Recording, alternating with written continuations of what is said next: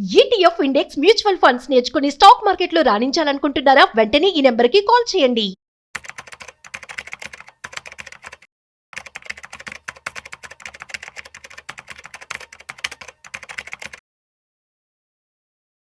Suman TV ప్రేక్షకులకు స్వాగతం. నేను doctor Anil Kumar Bacchu, certified financial planar.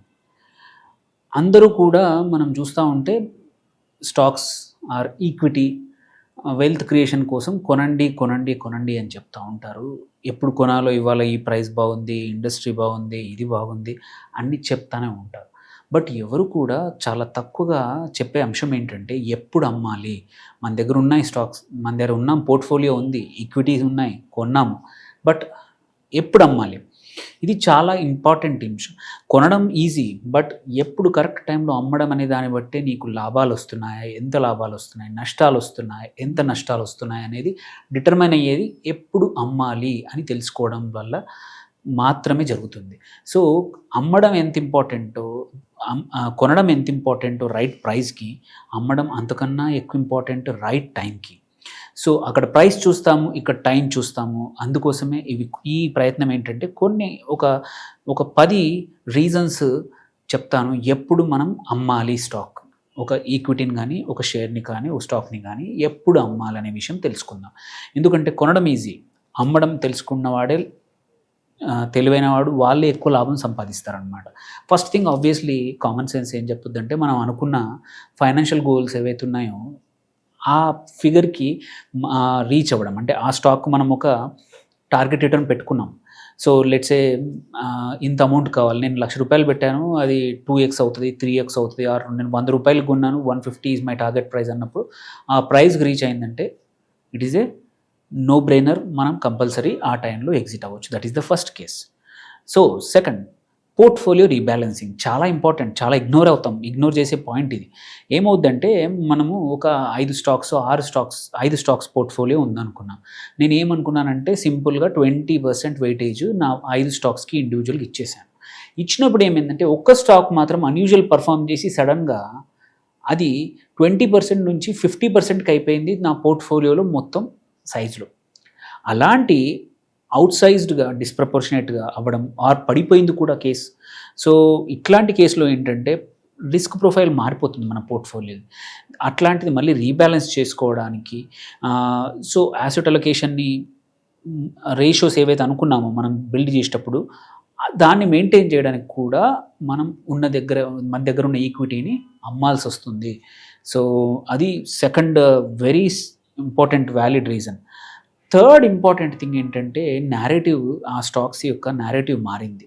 అంటే ఫండమెంటల్స్ మారి ఉండొచ్చు, revenue declining. Like example quarterly results వచ్చాయి, రెవెన్యూ తగ్గిపోతూ ఉంది, సడన్గా ఎన్ని రోజులు పెరుగుతున్న రెవెన్యూ, ఆర్ ప్రాఫిట్ తగ్గిపోతూ ఉన్నాయి, ఆర్ ఆ కంపెనీ ప్రోడక్ట్స్కి మార్కెట్ షేర్ పడిపోతూ ఉంది, ఆర్ ఏదైనా పూర్ మేనేజ్మెంట్ డిసిషన్స్ వచ్చినాయి, లేకపోతే సడన్గా అప్పులు పెరిగాయి కంపెనీకి, లేకపోతే ఏదైనా లీగల్ ట్రబుల్లో ఇరుక్కుంది. ఇలాంటి కేసుల్లో కూడా it's a signal for selling అనమాట. సో డిటోరియేటింగ్ కంపెనీ యొక్క ఫండమెంటల్స్ తీసుకొని మనం చూసి కొన్నాం అనుకో, అలాంటివి ఏమైనా మార్పులు జరిగితే ఆ ఫండమెంటల్స్లో it is the time to exit. Then ఇంకోసారి ఏమవుద్దంటే ఓవర్ వాల్యుయేషన్ అయిపోతూ ఉంటుంది. ఒక్కోసారి ఇంట్రిన్సిక్ వాల్యూ ఏదైతే ఉందో దానికన్నా కూడా బియాండ్ వెళ్ళిపోతూ ఉంటుంది. అంటే హై పిఈ వెళ్ళిపోతుంది కంపేర్ టు వాటి పియర్ కంపెనీస్ ఏవైతే ఉంటాయో అవి కానీ, ఆర్ హిస్టారిక్ యావరేజెస్లో కన్నా కూడా చాలా హైలా పెరిగిపోతూ ఉంటాయి. అప్పుడు ఏంటంటే కొంచెం కాన్సన్ట్రేషన్ తగ్గించుకోవడానికి it is good time to sell total or at least part of your ఆ కంపెనీ స్టాక్ కానీ. So overvaluation is one reason. So yes, మనకు లాభాలు ఉంటాయి, but at the same time కొంచెం పార్షల్గా బుక్ చేసుకోవడం బెటర్ ఓవర్ వాల్యుయేషన్ ఉన్నప్పుడు. Then ఇంకొకటి, మార్కెట్ కానీ ఎకానమిక్ కానీ షిఫ్ట్స్ జరిగినప్పుడు. సో బ్రాడ్ మార్కెట్ ట్రెండ్స్ మారిపోతూ ఉన్నాయి.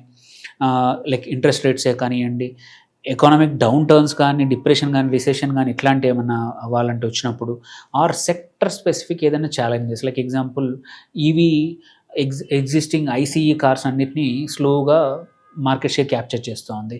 It could be A change. అట్లాగే ఏవైనా లాసెస్ని అవాయిడ్ చేయడానికి కూడా మనం చేయొచ్చు అనమాట. So any change in the మార్కెట్లో కూడా మనం టైం టు సెల్.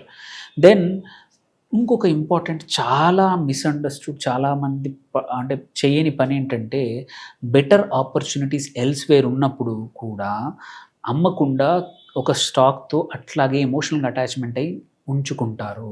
లెట్సే నీకు ఒక స్టాక్ నచ్చి కొన్నావు, అది 6-7% ఆ 10%తో పెరుగుతుంది. బట్ నోయింగ్లీ సిమిలర్ రిస్క్ ప్రొఫైల్తో ఇంకొక స్టాకు నీకు తెలుసు 25% పెరుగుతుంది సంవత్సరానికి అని ఎస్టిమేషన్స్ ఉన్నాయి, మంచి స్ట్రాంగ్ ఉంది. బట్ ఒక్కోసారి హోల్డింగ్ నీకు తెలిసి కూడా 6 or 7 ఉంచుకొని 25 వదిలేయడం అనేది ఆపర్చునిటీ కాస్ట్. సో అందుకే బెటర్ ఆపర్చునిటీస్ ఎక్కడైనా మంచిగా ఉన్నప్పుడు ప్లీజ్ ఎమోషనల్గా కన్నా కూడా రేషనల్గా ఆలోచించాలా. అట్లాంటి టైంలో ఎగ్జిట్ అయ్యి మంచి ఆపర్చునిటీ ఉన్న ప్లేస్లో మన క్యాపిటల్ని డిప్లాయ్ చేసి మంచి షేర్స్ కొనుక్కోవాలి. At the same time tax strategy మనం అనుకుంటాం, చాలామంది చూస్తాం మార్చ్లో ఏంటంటే ప్రాఫిట్స్ బుక్ చేసుకునే అవకాశం ఉంటుంది. అలాంటప్పుడు కూడా కొంచెం ట్యాక్స్ హార్వెస్ట్ లాసెస్ అయి ఉండొచ్చు. ఎస్పెషల్లీ లాసెస్ బుక్ చేసుకుంటే ఏమవుతుందంటే ఆ ఇయర్లో మనం వచ్చిన లాభాలకి సెట్ ఆఫ్ చేయొచ్చు.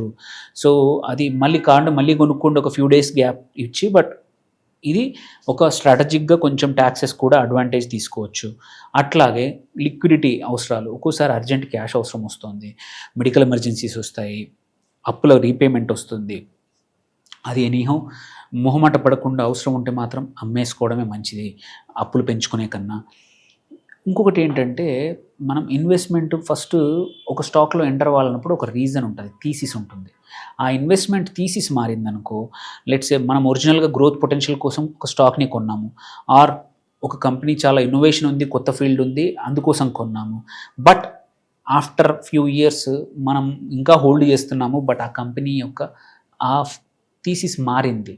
It is no more a growth stock, it is just stagnant అయిపోయింది. అలాంటప్పుడు ఎగ్జిట్ అవ్వాల్సిన అవసరం ఉంది.